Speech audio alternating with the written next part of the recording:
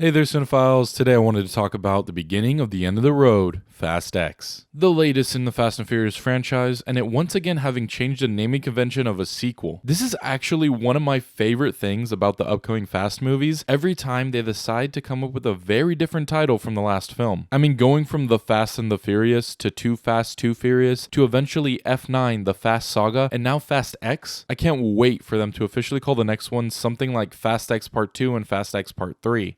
Oh, wait. But alright, that's enough about the titles of this ridiculous saga. Let's get into the ridiculousness that took place in my screening of Fast X. Look, I saw it in 40X. I know, Fast X and 40X, it's a lot of X's and I almost didn't survive it. For those that don't know what 40X is, it's basically a live simulator of the film you're watching, as in the seats literally move with the movie. And this isn't the first time I saw a movie in this format for this channel. I did it back in my video about Regal Unlimited if you want to see what it was like for me in that theater. But I bring this up because it definitely adds another element to the film. I mean, from the movements of the cameras to the movements of the cars, you feel the movie so much that I swear you need seatbelts for this. Especially in the third act when everything somehow reaches a level of ungodly action that even this franchise hasn't seen yet. I mean, it did even get to the point that a person was just standing during the action. Also, just wanted to say they gave us free trading cards for this screening, so that was pretty cool. But back to the movie. For those that already don't like this franchise, this might make you like it even less. The way that this triples down on everything that the saga is known for, it almost reaches levels of parody at points. And with this being the start of a trilogy, the ending that this has will either leave you wanting more or wishing the agony would end. I personally land in the camp of wanting to see how this dumpster fire ends. That being said, it seemed like the overall audience was here for it and sincerely loved the movie. I may not have loved it or even liked a lot about this film, but the one thing that they got 1000% right in this is Jason Momoa as Dante. His off-kilter and different performance for a villain was so welcome. He was one of the only ones that knew the type of movie he was in and was utilized correctly. Momoa brings such a different energy not only from everyone else in the film, but from his other roles too. He lets loose as the villain and the fun you see him having is just infectious. John Cena came close to being utilized well, however, certain things transpired that I didn't quite love. Although what he has in that bag is such a great reveal. Trust me, it'll make sense if you see it. The others in this were fine, felt like a lot of sleepwalking and or not being used correctly. I legit said to my friend, "Oh, Brie Larson, you deserve to be in a good movie again." But look, what you come for in this franchise is not for the Scorsese levels of cinema. You come to see these movies for the roller coaster soap opera-ness of it all, even if Vin Diesel thinks that this franchise should be recognized at the Oscars. I could get into how the editing is absolutely terrible, how the pacing is all over the place, and how basically every scene just starts in the middle of it, and also how the cameos are just handled so weirdly, but it doesn't matter. The movie is stupid and fun, and you already know if you like it or not before you even watch it. But if you really want to try something that will change your life, go and watch this in 40X. These types of movies are about the experience, and if you don't mind having your popcorn fly across the aisle, then it's so worth it. I give Fast X a 1.5 out of 5 stars. Somehow, for how bad these movies have gotten, this is my telenovela, and I will show up every time to see what happens to the Fast family. But alright, those are my thoughts on Fast X. Let me know your thoughts down in the comments below. Be sure to check out our socials and tell me what your favorite Fast movie is over there. As always, thank you guys for liking, commenting, and subscribing. Stay tuned for more Yeti Films content, and I'll catch you later.